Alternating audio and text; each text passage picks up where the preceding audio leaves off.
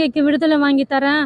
அவருக்கு இவர்கிட்ட இருந்து எனக்கு விடுதலையும் பாதுகாப்பும் இருந்தா ரொம்ப நல்லா இருக்கும்.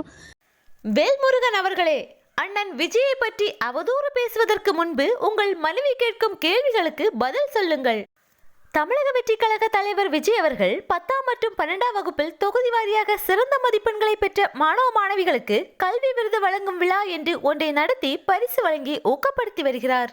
அப்போது மாணவ மாணவிகள் அவரோடு கைகோர்த்தும் கட்டி அணைத்தும் புகைப்படங்களை எடுத்து வருகின்றனர்.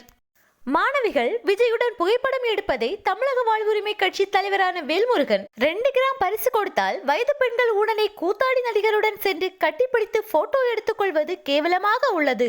இதை பெற்றோர் அனுமதிக்கிறார்களே, என்ன ஏன பிறவி இவங்க என்று அநாகரிகமாக கொச்சையாக பேசியிருந்தார். இவரது பேச்சிற்கு பல தரப்பிலிருந்தும் எதிர்ப்புகள் எழுந்தன.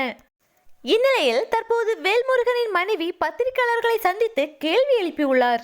அவர் பேசியிருப்பதாவது: நான் திமுக பண்ருட்டி எம்எல்ஏ வேல்முருகன் அவர்களின் முன்னாள் மனைவி. இப்போ கருத்து வேறுபாடு காரணமாக நாங்கள் பிரிஞ்சிருக்கோம். காஞ்சிபுரம் கோர்ட்ல தான் கேஸ் நடக்குது. கட்சியோட பேர் என்னவோ தமிழக வாழ்வுரிமை கட்சி, அதாவது தமிழகத்திற்கே வாழ்வுரிமை வாங்கி தருவாராம். ஆனா அவரை கல்யாணம் பண்ணிக்கிட்டு 20 வருஷத்துக்கு மேலா நான் வாழ்ந்தேன். ஆனால் எனக்கு இன்னும் வாழ உரிமை தரல, உரிய நிவாரணங்களும் தரல. இவர்கிட்ட இருந்து எனக்கு விடுதலை கிடைச்சா நல்லா இருக்கும் என்று பேசியிருந்தார். வேல்முருகன் அவர்களே, உங்களை நம்பி வந்த பெண்ணை பற்றியே உங்களுக்கு கவலை இல்லை. பிறகு தமிழ்நாட்டில் உள்ள பெண் குழந்தைகளை பற்றி நீங்கள் ஏன் கவலைப்படுகிறீர்கள்? உங்களை போன்று பெண்களை மதிக்க தெரியாதவர் இல்லை அண்ணன் விஜய்.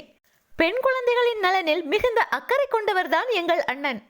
தமிழ்நாட்டில் உள்ள பெண் குழந்தைகளை பற்றிய கவலை உங்களுக்கு இனி தேவையில்லை.